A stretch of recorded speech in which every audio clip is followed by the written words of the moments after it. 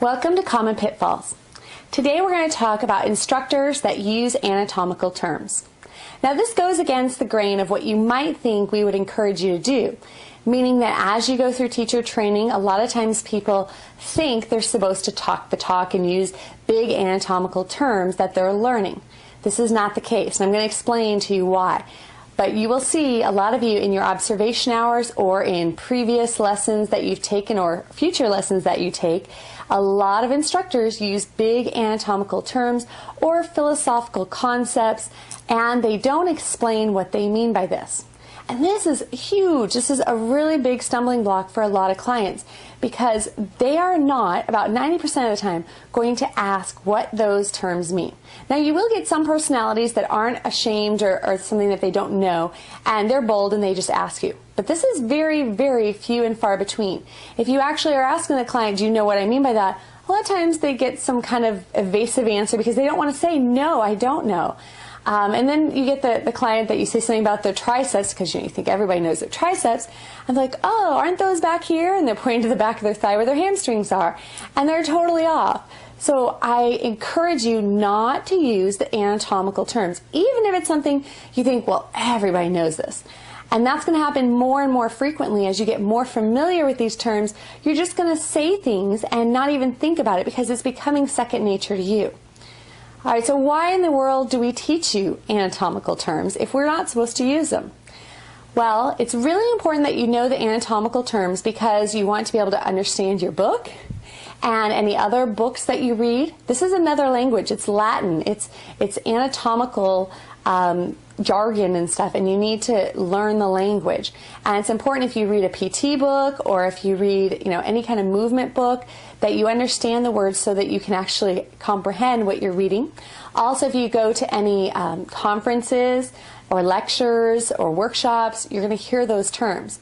But to use it with the client usually is talking over their head, and it's counterproductive because if they don't understand what you're saying, it's like you're the Peanuts, parents, and they have no idea what you're talking about.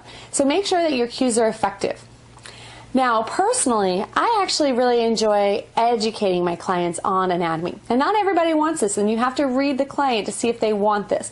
I actually had a doctor of all things once tell me, you know what, stop using that stuff. I don't want to hear about it. I don't want to learn it. This is my me time.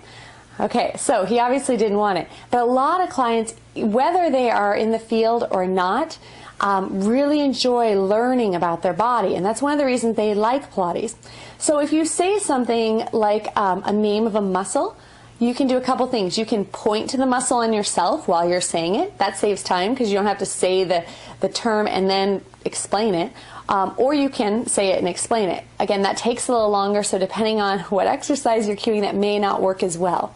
So for example, you could say, do you feel your triceps? And at the same time you're saying that, point to your triceps or touch their triceps or somehow bring their attention to the back of their arm. The other thing you could do is just say, do you feel your triceps, which is the muscles in the back of your arm.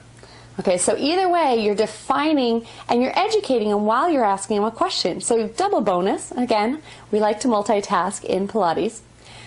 If it's a concept, you can do the exact same strategy. So things like prone, supine.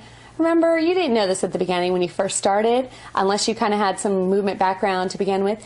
Clients don't either. So if you're going to say something like, lie down supine, tell them, on your back or face up. And again, this is going to go a long way to just getting better responses from your cues if you're not using these words. Now I'm going to go out there on a limb and say a couple more bold things, so hang on. I also recommend that you don't use any concepts that people may not get. So besides just the terms and the names, the anatomy, things like core. Okay, what do people mean by that? You'll hear instructors throw that term around a lot. Things like, get your pelvis square.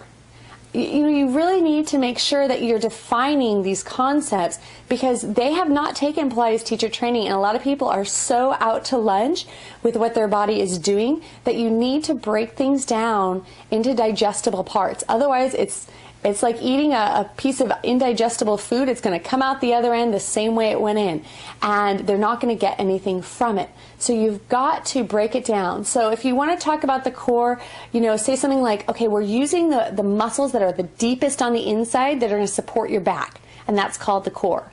You can give it a quick and dirty definition. This is one of the main reasons that we've given you the Pilates Catechism, so you have quick definitions of a lot of these concepts that can just roll off your tongue anytime you need it. So you might have other terms that you want to create a little sound bite for yourself. If you think of some good ones that you think other people might benefit from, post them on the Catechism page, and maybe we'll add them to the Catechism. Or at least other people can benefit from them, because again, it's really important that you break things down and you talk in plain, ordinary English. Not necessarily good grammar English, but just little chunks and phrases of things that are clear and straightforward, and anybody, even a 5-year-old, can understand. It's not that you're talking down to your clients, it's that you're just not assuming they know things that they may not know. All right, so the big takeaway point, and you'll hear me say this a lot, is don't use anatomical terms unless you define them clearly and specifically. And with anatomical terms, I'm talking about movement principles, concepts, movement terms, and technical jargon, all that kind of stuff you want to be very careful with. So check yourself out and notice what you're saying, and would your 5-year-old be able to understand it?